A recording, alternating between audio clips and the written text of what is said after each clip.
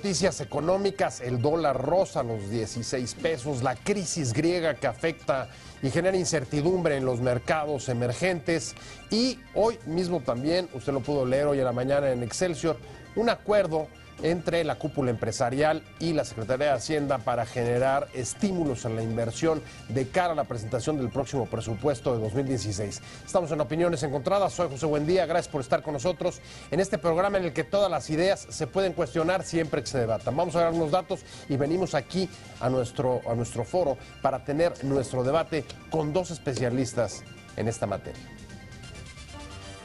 El gobierno se prepara para la presentación del presupuesto 2016, llamado de base cero, que incluirá un fuerte recorte al gasto público por la caída de los precios del petróleo y la volatilidad financiera en países de los mercados emergentes como Grecia. En ese mercado, la cúpula empresarial reveló que ha llegado a un acuerdo con Hacienda para que se incluya en el paquete económico estímulos a la inversión y retomar medidas que cambiaron con la reforma fiscal, como la deducibilidad de las inversiones, la reducción de la tasa de retención del ahorro y la creación de políticas públicas para estimular el empleo y el desarrollo regional. Los pronósticos de crecimiento para 2015 y el próximo año fueron recientemente revisados a la baja por el Banco de México por un menor dinamismo de la economía estadounidense, el impacto de la caída de los precios del petróleo y la incertidumbre internacional. Hoy la moneda rozó los 16 pesos derivado de la incertidumbre en Grecia. ¿Hay una revisión de facto de la reforma fiscal que tanto irritó a los empresarios? Los estímulos son suficientes para compensar la debilidad de otros motores como la exportación o el consumo interno. Posiciones. Número 1. El líder del CCE, Gerardo Gutiérrez Candiani, reveló a Excelsior que lo que se acordó con las autoridades fue recuperar la deducción de las inversiones en sectores prioritarios, como los que se buscan potencializar con las reformas, así como en tecnología que sirva para modernizar a las empresas de pequeño y mediano tamaño. Esperamos que continúe la disposición de generar acuerdos. Sabemos que va a ser complicado porque existen grupos minoritarios que no están de acuerdo con el proceso de modernización y tienen representación en el Congreso, pero con el consenso se puede generar mayoría para resolver los pendientes, añadió. Número 2. El titular de la CONACYT, Enrique Cabrero, reveló recientemente que será necesario recortar 175,000 millones de pesos del presupuesto público debido a la caída de los precios del petróleo. Hacienda informó en abril habría un recorte por 135,000 millones de pesos que equivalen al 0.7% del PIB. Los 175,000 millones de pesos son 0.9% del PIB. Número 3. El presidente de la Comisión Europea, Jean-Claude Juncker, dijo: si gana el no en el referéndum de Grecia, sería desastroso para los acontecimientos posteriores. Yo te lo digo, no sé los interiores. Estamos en Opiniones Encontradas, gracias por estar con nosotros. Vamos a hablar sobre la situación económica, las perspectivas y mañana mismo que tenemos notas importantes como la presentación de los programas que van a estar vigentes en el presupuesto del próximo año. Me da mucho gusto que esté con nosotros hoy Luis Jáuregui. Luis, muchas gracias por aceptar la invitación. Gracias. Eres el director del Instituto Mora y además un especialista en asuntos fiscales y económicos. Gracias. Muchas gracias. Y por supuesto, Héctor Villarreal, usted ya lo conoce, director del CIESP, es amigo de este programa. Muchas gracias. Profesor investigador del TEC de Monterrey. Si te parece, Luis, empecemos. Hoy realmente ha sido un día de noticias importantes. El dólar te roza los 16, la crisis griega. Mañana la presentación de la estructura programática del presupuesto del próximo año. Y lo primero es, ya sabemos que vienen recortes, incluso ha habido ya una información de un recorte adicional que se había dicho en abril, hasta llegar a 175,000 millones.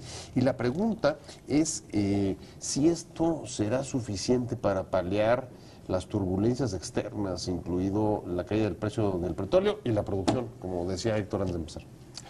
Bueno, ¿cómo ves? Si no es suficiente, tendrá que serlo porque... Si no, vendrá otro. Vendrá otro. Y bueno, no quiero ser tan pesimista, pero tenemos que pensar en el impacto que tienen recortes presupuestales de esta naturaleza sobre la capacidad de crecimiento de la economía. Sobre la capacidad de una economía que ya de por sí revisada viene muy lenta desde hace muchos años. Por supuesto, esto no es una cuestión enteramente presupuestal, hay toda una serie de factores estructurales que afectan seriamente la capacidad de crecimiento de la economía, pero ante una opino yo, ante una actitud, una técnica tan procíclica, sí puede ser grave este recorte y no suficiente, dadas las condiciones del precio del petróleo y del tipo de cambio. Sí, porque además las turbulencias y la incertidumbre, Héctor, sí, hay que decir que los primeros que anunció aquí que habría más de un recorte fue Héctor, director del CIESP, y la verdad es que pues, le viene atinando. ¿Cómo la ves tú? ¿Coincides con Luis? Sí, sí, por supuesto. Fíjate que la vemos complicada porque pareciera que a la Secretaría de Hacienda se le están acabando los grados de libertad. No hay muchas opciones. Entonces, o sea, no hay margen de maniobra. No hay margen de maniobra. Y este asunto de Grecia llega en mal momento, Pepe, porque de repente hubiéramos querido un semestre más estable que permitiera fijar horizontes de planeación. Dices, esta turbulencia ahora sí que es insulto sobre ofensa. Te trae incertidumbre sobre cómo va a estar el precio del barril del petróleo, te mete presión por el lado de las divisas, no sabemos si va a haber un incremento en las tasas en Estados Unidos o no, qué efectos tendría sobre nosotros, el Banco de México va a seguir o no, cuando ahorita la inflación que se reporta en el país es baja, como que no es muy claro cuál debiera ser la política monetaria para seguir ahí. Entonces, se presenta esto. Viene una nueva estructura programática, pero es poco probable que Hacienda le dé el tiempo para hacer una reorganización del gasto público. O sea, el llamado base cero. El llamado Tú base prácticamente cero. lo descartas. Sí, realmente nunca fue un base cero. Quizá fue un nombre que se utilizó por razones de comunicación. Estamos hablando, a mí me parece, si queremos ser serios, de una reorganización del gasto. Pero hacerla contratiempo es difícil. Entonces, ¿qué vamos a ver en este paquete económico 2016? Pues quedan muchas dudas, porque si llegamos con un presupuesto descuadrado, dices, aquí te quedan muy pocas opciones. O haces recortes muy severos, o bien déficit primario reconocido, dices. Ahora, hoy en la mañana, Luis, Excelsior publica una entrevista donde el líder del Consejo Coordinador Empresarial dice que ha llegado a un acuerdo con Hacienda para generar y que se recoja en el presupuesto estímulos fiscales como deducibilidad a las inversiones, modificar las tasas de retención de ahorro y política pública para el desarrollo de proyectos de infraestructura. ¿Cómo sientes esto? ¿Qué significa? Que hay, digamos, que una nueva lectura del gobierno diciendo es necesario comenzar a fortalecer primero la relación dañada por la reforma fiscal con los empresarios y luego el mercado interno, porque ese motor tampoco está en marcha, una vez que internacionalmente, incluso Estados Unidos, está creciendo a una tasa, digamos, menor a la esperada? Bueno, obviamente siempre que hablamos de cuestiones presupuestales tenemos que considerar los grupos de poder, los grupos fácticos. Me refiero a empresarios, sindicatos, organizaciones sociales. ¿Por qué? Porque esos son precisamente los que limitan el margen de maniobra del ejercicio del presupuesto o de la modificación presupuestal que pudiera llegar a darse. Los recortes, que en realidad, como bien lo dice Héctor, no es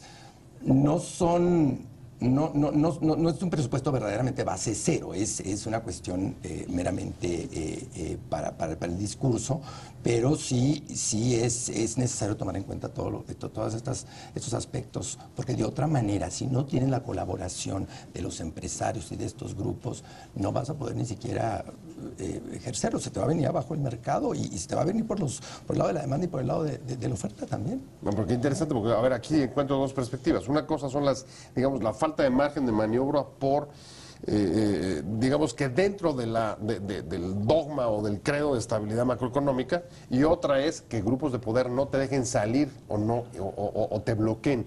¿Tú por dónde andarías, Héctor? Mira, yo creo que hay manera de hacer compatibles las dos posturas. Cuando te dicen que puede haber ciertos arreglos para aumentar deducibilidades o ciertos estímulos fiscales, pues a lo mejor la reacción es, pues no hace mucho sentido porque los ingresos ya están bastante pingües como para que empieces a soltar cosas. Okay. Sin embargo, una de las primeras ramos donde esperamos que se vayan los recortes de manera muy seria es precisamente a inversión en infraestructura. Quizá esto es una tregua, lo que estamos observando con el sector privado de méteme la mano, ponte a invertir y yo me voy un poquito para atrás para darte facilidades a que esas inversiones tengan ciertas ventajas fiscales. O sea, es una tregua, no una revisión, ni un echar para atrás la reforma fiscal. ¿Tú cómo la ves, Luis? Es una cuestión de perspectivas. En todo caso, si es una tregua, es un repliegue del Estado. Un repliegue del Estado ante los entes privados de la economía e inversión extranjera directa propiamente. No me parece que sea la estrategia adecuada, pero por otro lado no tiene margen de maniobra el Estado. O sea, esto no es un problema que se crea por el colapso de los precios del petróleo, por una cuestión cambiaria o de inflación diferencial en la economía norteamericana, etcétera. Es un problema que se viene creando desde hace muchos años. El Estado ha perdido margen de maniobra ante los empresarios. Les aplica una reforma fiscal y aparecen reacciones que no las identificamos como reacciones de golpe directo contra la reforma fiscal, pero al final de cuentas son vistas en retrospectiva, lo son, y entonces el Estado tiene que actuar de la manera como está actuando, es decir, replegándose un poco para ver si los empresarios le van a entrar al ámbito de la infraestructura, pero le van a entrar al ámbito de la infraestructura en el sentido de que les convenga a sus negocios, no van a entrar en el sentido de que le convenga a la sociedad mexicana, y me refiero a ese grueso de la sociedad mexicana que se siente muy desprotegida por el Estado. Vamos a seguir con las perspectivas. ¿Es que es un repliegue, como dice Luis, o es que los empresarios andan broncos? Mira, broncos en todo el sentido. Es que yo creo que pueden ser las dos cosas. A ver, si tú te vas al último informe trimestral de Hacienda, lo que pasó en términos de recaudación de ISR es algo bien interesante que ha salido poco en los medios. Entonces, el efecto que ocurrió sobre, al no haber la consolidación, cómo aumentó la recaudación, no es trivial. O sea, esa es una buena noticia para las arcas. Para el fisco lo es. ¿Te va a arreglar el problema fiscal en el país? No, pero era un hueco que había que tapar. Claro, no, tenemos un nivel de recaudación más bajo, de los más bajos de América Latina. De los más bajos de América Latina, y ese es un problema que todo parece indicar que va a ser con lo que va a empezar el siguiente gobierno en el 2018. El primer problema a atender es cómo me busco nuevas fuentes de ingreso y llego a un nivel medianamente competitivo. Yo creo que ahí no hay mucho margen. Ahora, un repliegue, no lo sé, porque yo creo que en estos términos de la consolidación y todo, no lo va a haber. Creo que es una especie de invitación a que el sector privado se meta en infraestructura, pero el punto de Luis es muy bueno. No es sustituto el sector privado del gobierno en ciertos tipos de bienes públicos. ¿Por qué? Porque si no es negocio para mí, no voy a invertir. Y el tipo de buen negocio en infraestructura se limita a cosas muy concretas. Entonces, ahí sí hay un problema. Pero también, Pepe y Luis, digo, hay una situación de que si la inversión en infraestructura se te congela por completo, a la vuelta de la esquina, pues van a seguir los problemas de crecimiento, y etcétera, etcétera, etcétera. O sea que tú, de alguna manera, lo verías como un buen punto, que se metan a infraestructura, dar a licencia a infraestructura al menos. O sea, si no está jalando el motor externo, tienes que incentivar el mercado de consumo. O si no, ¿cuál sería la otra alternativa? Es la que no queremos ver, ¿verdad? La del déficit primario. O sea, tenemos que gastar más en esta sociedad. No podemos hacerlo por la vía por el conducto de esperar que el otro sector de la economía, el sector privado de la economía, se encargue de las tareas que le tocan al Estado. Ahora, el problema es, lo definimos de los 80s, me refiero a tiempos de López Portillo, Echeverría, o lo definimos como se define ahora, un Estado más pequeño, pero los estados más pequeños son estados más eficientes, no nada más pequeños porque me retiro Y porque, por otro lado, por eso tampoco me parece que era muy estratégico publicitar el aumento en la recaudación, porque era decir, bueno, están recortando y por el otro lado están anunciando que aumentó la recaudación. No es solamente como aquella palabra de los 80s de adelgazar. No se trata de... No se trata de adelgazar. De nada más hacernos chiquitos para que alguien más ingrese. No. Yo creo que sí tiene que ser un poco más pensado de manera estratégica, que también tiene que ver con pensar en las cuestiones estructurales. Y tenemos que pensar también en el salario, por ejemplo. Tenemos instituciones que se mueven muy lento. No hay ninguna política pública que pueda implementarse y que tenga un resultado más o menos inmediato. ¿Por qué? Porque las instituciones están muy anquilosadas, están muy viejas. Por eso también esa es otra razón de por cuál dejárselo a la iniciativa privada. Pues ellos se mueven más rápido. De la estructura programática del próximo presupuesto, ya sabemos, vienen recortes fuertes para 2016 que han sido incluso ampliados, aunque todavía entiendo no es oficial. Y Héctor, nos quedamos en una discusión muy interesante. Estamos hablando con Luis Jáuregui, que es el director del Instituto Mora, y con Héctor Villarreal, director del CIESP. Esta combinación que a veces estamos solamente, digamos que atendiendo, digamos que la parte del cuidado de las variables macroeconómicas, pero se nos olvidan cosas como, digamos, la parte institucional, y en el caso de la relación con los empresarios, no nos hemos logrado poner de acuerdo si es un repliegue, es una tregua o lo que sea, pero en cualquier caso sí tendremos que convenir que son relaciones que tienen que actualizarse en función, pues, de la construcción de confianza que parece que está ahí tambaleando, sobre todo después de la ofensiva de los propios empresarios con candidaturas como la del Bronco. ¿Cómo lo ves tú? Yo creo que el momento es muy valioso para un tema que ya estaba saliendo aquí en la mesa. ¿Cómo le entramos a estas discusiones? Mira, el recorte pues tiene muchas cosas negativas. Te puede enfriar una economía que ya venía lenta, o sea, decir es que no va a tener efecto sobre el crecimiento, pues es imposible. Si tú le metes menos dinero a la economía, esto se tiene que ver reflejado, y los modelitos más simples te lo captarían. Sin embargo, dentro de lo negativo, Pepe, Luis, a lo mejor es una oportunidad de oro de que cambiemos la forma de pensar en varias cosas. Tenemos un presupuesto que lleva una inercia de muchos años. Hubo por ahí a finales de los 90 una revisión y todo, pero en lo fundamental casi siempre nos hemos centrado en el quién gasta, cómo gasta, que a lo mejor el cómo gasta ya viene a meterle algo de frescura al debate. Pero probablemente llegó el momento en que, en una perspectiva de pacto social, nos pongamos a discutir para qué se gasta. O sea, ¿qué esperamos que haga este Estado? Ya Luis hablaba de algo. ¿Queremos entrarle a seguridad social universal? ¿Queremos un sistema de salud para todo el mundo? ¿Cómo nos vamos a preparar para un envejecimiento de la población? ¿Cómo nos vamos a preparar para cubrir pensiones mínimas? ¿Qué tipo de infraestructura queremos como país? Si tú te pones a aclarar el para qué queremos gastar, yo creo que ya empezamos a ver las fuentes de dónde conseguir esos ingresos. Lamentablemente, si no hubiera ocurrido todo esto del petróleo, era un debate que parecía que lo seguíamos trayendo atrás de la cabeza, y quizá es la oportunidad de que se discuta abiertamente.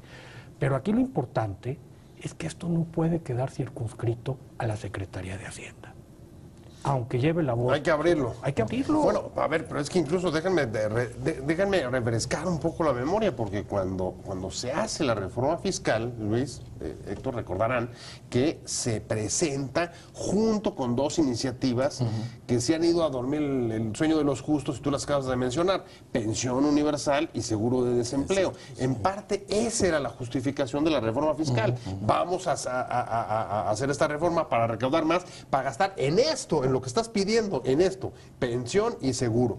Pero eso quedó olvidado, y hoy la discusión nuevamente vuelve a ser casi una discusión inercial, Luis. No, recortes. Se cayó el ingreso, hay que recortar. otra vez, la receta, la misma receta. Se nos cae el ingreso porque dependemos del petróleo, entonces hay que recortar el gasto. Y se nos olvida cuáles son los proyectos largos, los proyectos trascendentes para la sociedad. Y en ese sentido tiene mucha razón, Héctor. Es cuestión de iniciar un camino. Tendemos a pensar que si recortamos el gasto en 2016, en 2017 la cosa ya está mejor o peor, pero no, las cosas no se mueven tan rápidamente. Hay un proceso largo, un proceso muy largo que hay que iniciar, una cuestión de diálogo, en donde entendamos que un Estado, cierto, no puede comprar todas las voluntades de una sociedad, que ese es el Estado que tenemos ahorita, por eso no podemos deshacernos de tantos problemas así que van surgiendo de manera casi cotidiana y que le ocurrió a Grecia. No podemos comprar toda la voluntad de una sociedad, pero tampoco podemos desentendernos de la labor sobre la sociedad, de un Estado, ¿verdad? Somos muchos mexicanos y somos muchos mexicanos desprotegidos de muchas cosas. Entonces, ¿qué mensaje está mandando el Estado con un recorte presupuestal en torno a la atención de las cosas que requieren los mexicanos sin necesidad de estar comprando una relativa paz social por la vía de los billetazos, ¿verdad? Entonces eso es muy, muy importante. El instrumento del presupuesto es uno de muchos instrumentos y ciertamente es el más sensible de corto plazo, pero tenemos que empezar a mover las cosas de largo plazo. Tenemos que empezar a tener gente preparada para poder dialogar sobre qué vamos a hacer, no con el presupuesto de 2016, con el presupuesto de 2026 y 36. Sí, tienes que hacer una planificación a largo plazo. Exacto, tienes que pensar en el futuro. Pero déjame, tomo al vuelo las palabras de Luis y te las traigo, Héctor. En este presupuesto, mañana se presenta la estructura programática, luego el presupuesto de 2016. ¿Dónde crees que nos encontremos? En la lógica de cómo hacemos para que el retiro de compra de voluntades, para utilizar tus términos, sea menos doloroso, habrá menos riesgos, o ¿realmente crees que está operándose un cambio de mentalidad que nos pueda llevar justo eso, a abrir una crisis fiscal que nos lleve, pues eso, a cambiar la manera de dialogar y de enfocar las problemáticas? Mira, yo creo que aquí es casi de feeling, Héctor. No, claro. Yo veo aquí tres temas. Por un lado, sí veo un comportamiento responsable de la Secretaría de Hacienda. Se aplaude y todo. Como fue con los gobiernos anteriores, ¿eh? Correcto. Incluso aquí ha aumentado más la deuda para los estándares, digamos, neoliberales. Claro. Sí hay una cuestión de deuda que hay que discutir y muy seriamente, porque sí ha aumentado. Pero yo creo que las tres cosas es, ¿qué vamos a ver mañana con la presentación de la estructura programática? Yo creo que algo muy sencillo. Van a seguir jugando a los paraguas, como hicieron uno para seguridad social, como hicieron otro para los programas antipobreza, tratar de meter cosas y en el camino ganar un poquito de eficiencia. Eso te da para muy poco. Sin embargo, si queremos ser un poco más optimistas, a lo mejor sí te empieza a preparar el camino para una nueva estructura, en un sentido nueva en mayúsculas, no tan cosmético, no tan sencillito. Pero el otro problema, qué bueno que esté saliendo en esta mesa. Yo creo que el presupuesto es muy importante porque no hay política pública sin presupuesto. Claro. Pero tenemos que empezar a hablar de sostenibilidad. O sea, cómo vemos esto a 20, 30, 40 años.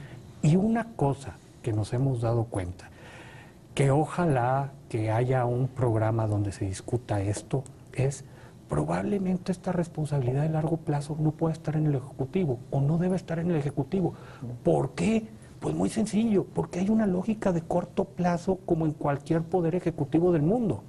Pero más vale que empecemos a pensar en un órgano técnico, probablemente anclado en el legislativo, que tenga esta visión a 20, 30, 40 años y que nos esté evaluando constantemente. Estoy cerrando contigo. No, bueno, a mí me parece... ¿Compartes un poco plenamente.